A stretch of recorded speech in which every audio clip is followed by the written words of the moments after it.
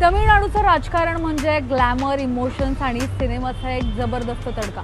MG. Ramachandran, Jayalalithaa आणि M. Karunanidhi या दिग्गज नेत्यांनी तमिळनाडूच्या जनतेच्या मनावर दशकानुदशकं राज्य केलं।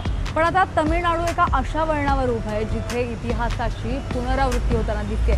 पडद्यावरचा लिओ आणि प्रेक्षकांचा लाडका थलापती विजय आता खऱ्या आयुष्यातला किंग होणार का? सध्याचे कल तर असंच काहीतरी सांगतात। आजच्या या विशेष एक्सप्लेनरमध्ये आपण पाहणार आहोत की विजय यांच्या टीव्हीके पक्षाने तमिळनाडूच्या राजकारणात नेमकी कशी मुसंडी मारली आणि त्यामागची खरी कारणं काय आहेत। मित्रांनो, तमिळनाडूच्या सिनेमामध्ये नायक हा फक्त अभिनेता नसतो तर तिथल्या लोकांसाठी तो देव असतो। विजय यांनी जेव्हा आपल्या राजकीय प्रवासाची घोषणा केली तेव्हा अनेकांना वाटलं की हे सोपं नाही, पण यांनी गेल्या कित्येक वर्षांपासून आपल्या विजय मक्कलयक्कम या फॅन क्लबच्या माध्यमातून जमिनीवर काम केलंय।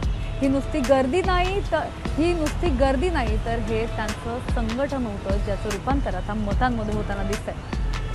विजय यांच्या यशाची नेमकी प्रमुख कारणं काय आहेत तर ती आता आपण जाणून घेणार आहोत। अनेक मुद्दे आहेत ज्यामुळे त्यांचा हा विजय आपल्याला ते विजयाकडे जाताना पाहायला मिळतात। तर तरुणाईमध्ये क्रेज नाही तर भरोसा आहे। विजय यांच्या सभेला होणारी गर्दी फक्त शिट्ट्या वाजवण्यासाठी नव्हती तर तमिळनाडूचा तरुण सध्या बेरोजगारीसाठी आणि जुन्या राजकीय व्यवस्थेला कंटाळला।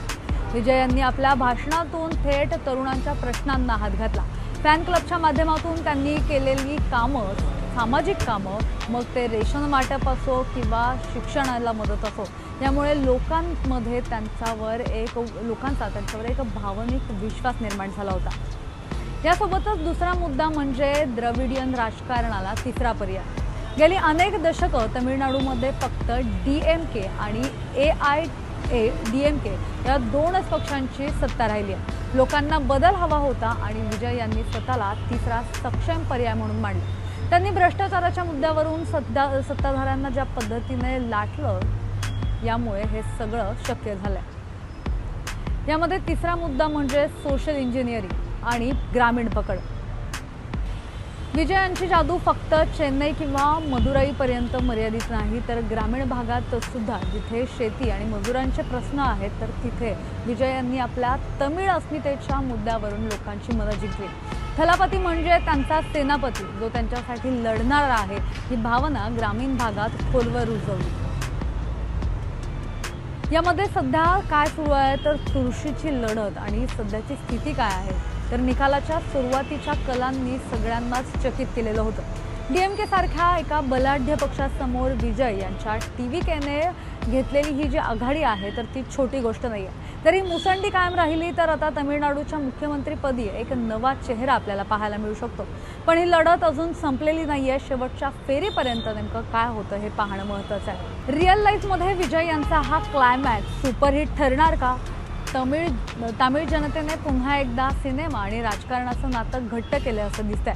पण सत्तेत आल्यावर विजय यांच्या समोर बेरोजगारी आणि राज्याच्या कर्जबाजारीपणाचं मोठं आव्हान असणार आहे। तुम्हाला काय वाटतं? विजय हे तमिळनाडूचं नशीब बदलू शकतील का?